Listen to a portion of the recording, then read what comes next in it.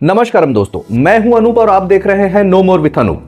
जब से Donald Trump और मोदी जी ने इंडो यूएस ट्रेड डील की जानकारी साझा की थी, तब से ही बहुत से लोगों को बहुत दिक्कत हो रही थी, जिसमें एंटी गवर्नमेंट लोग तो थे ही, पर कई प्रो गवर्नमेंट लोग भी इस ट्रेड डील को थोड़ा संदेह और हार की तरह देख रहे थे।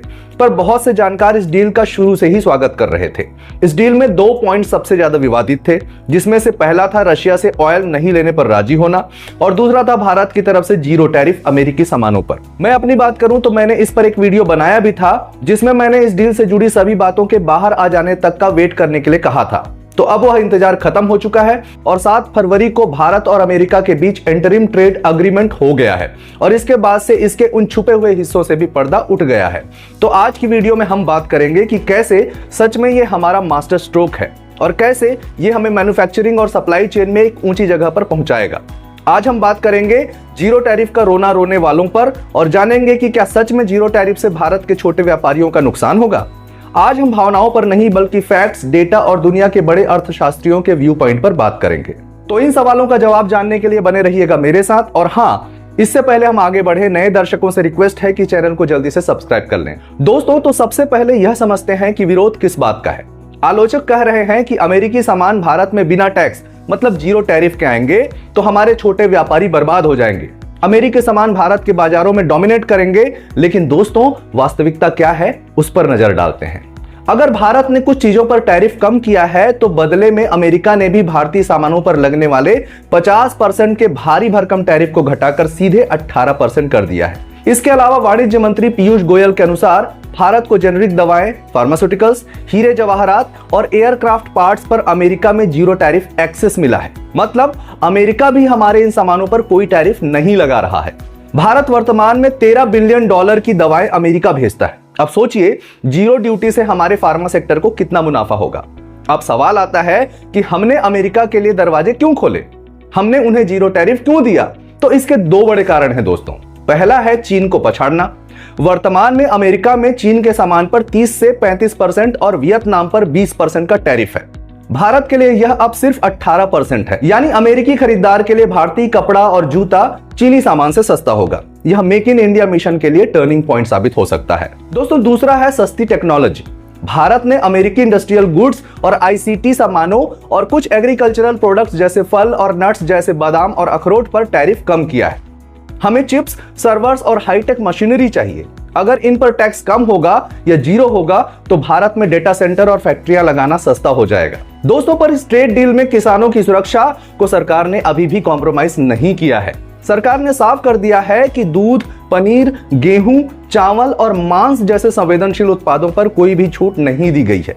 अमेरिका से एग्रीकल्चरल प्रोडक्ट्स जो भारत आ रहा है वो है बादाम, अखरोट, वाइन और पशु चारा। तो अब आप ही सोचिए, क्या इससे हमारे आम किसान को खतरा है? बिल्कुल नहीं दोस्तों। साथ ही जीरो टैरिफ केवल उन सामानों पर दिया गया है जो भारत के फायदे के लिए जरूरी है, जैसे हैवी इंडस्ट्रियल मशीन्स, पार्ट्स और हार्ले डेविडसन जैसे महंगे बाइक्स और लग्जरी कार्स पर, जिनका मार्केट भारत में बहुत छोटा है। इससे भारत का मिडिल क्लास वाला बाजार प्रभावित नहीं होगा दोस्तों। दरअसल मेक इन इंडिया के लिए कच्चे माल की जरूरत होगी, इसलिए भारत ने सभी अमेरिकी औद्योगिक सामानों जैसे इंडस्ट्रियल गुड्स पर टैरिफ कम करने का फैसला किया है, क्योंकि भारत अपनी मैन्युफैक्चरिंग क्षमता बढ़ाना चाहता है। इसके लिए उसे हाईटेक मशीनरी, विमान के पुर्जे और सेमीकंडक्टर से जुड़ी टेक्नोलॉजी की जरूरत है जो अमेरिका में बनती है। टैरिफ कम होने से ये मशीनें भारत में सस्ती आएंगी, जिससे अंततः भारत में उत्पादन की लागत कम होगी। दोस्तों, इस जॉइंट स्टेटमेंट में यह स्पष्ट है कि भारत अब रूसी तेल पर अपनी निर्भरता कम करेगा और अमेरिका से ऊर्जा और कोकिंग कोल खरीदेगा। साथ ही अगले 5 वर्षों में भारत ने $500 बिलियन की खरीद का इरादा भी दिखाया है। ये कम करेगा या इरादा दिखाया गया है, ऐसे शब्दों को अगर आप पकड़ेंगे तो कहीं भी ये कंपल्शन या मजबूरी जैसा स्टेटमेंट नहीं लग रहा है दोस्तों। और ये वादा ट्रेड में मिली 18% रियायत को संतुलित करने के लिए किया गया है। मजे की बात यह है कि इस पर रूस का भी बयान आया है। उनके बयान का सार यही है कि भारत अकेले हमसे तेल नहीं खरीदता है, वे और भी कई देशों से ट्रेड करता है और वे अपनी स्ट्रेटेजिक ऑटोनॉमी के तहत ऐसा करने के लिए स्वतंत्र हैं। भारत में कुछ लोग माने या ना माने, पर दुनिया के बड़े आर्थिक विशेषज्ञों का मानना है कि यह डील भारत के लिए विन विन सिचुएशन है। विशेषज्ञों का तर्क है कि भारत अब वैश्विक सप्लाई चेन का हिस्सा बन रहा है।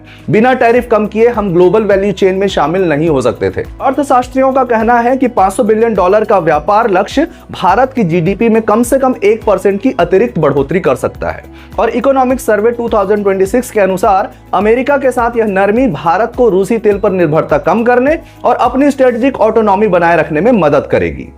विरोध करने वाले कह रहे हैं कि हम इंपोर्ट डिपेंडेंट हो जाएंगे, लेकिन डेटा कहता है कि अगर हमें $5 ट्रिलियन इकोनॉमी बनना है तो हमें अपनी मैन्युफैक्चरिंग के लिए दुनिया की सबसे उन्नत मशीनरी चाहिए जो अमेरिका के पास है। टैरिफ जीरो करना कोई समर्पण नहीं है, बल्कि एक स्ट्रेटेजिक ट्रेड ऑफ है। हमने हार्ली डेविडसन बाइक और विदेशी वाइन पर टैक्स कम किया है ताकि बदले में हमारे लाखों बुनकरों, हीरा कारीगरों और फार्मा वर्कर्स को अमेरिकी बाजार मिल सके। तो दोस्तों, निष्कर्ष यह है कि यह समझौता भारत को एक क्लोज्ड इकोनॉमी से निकालकर एक ग्लोबल पावर हाउस बनाने की दिशा में बड़ा कदम है। सरकार ने अपनी रेड लाइंस जैसे कृषि और डेयरी प्रोडक्ट की रक्षा अभी भी की है, साथ ही एक्सपोर्टर्स के लिए रास्ते भी खोले हैं। दोस्तों, आपकी इस पर क्या राय है? क्या आपको लगता है कि यह डील भारत के हित में है? कमेंट में जरूर बताएं। वीडियो पसंद आया हो तो लाइक करें और शेयर करें, और नो मोर विद अनूप को सब्सक्राइब करना ना भूलें। दोस्तों नमस्कारम, वंदे मातरम।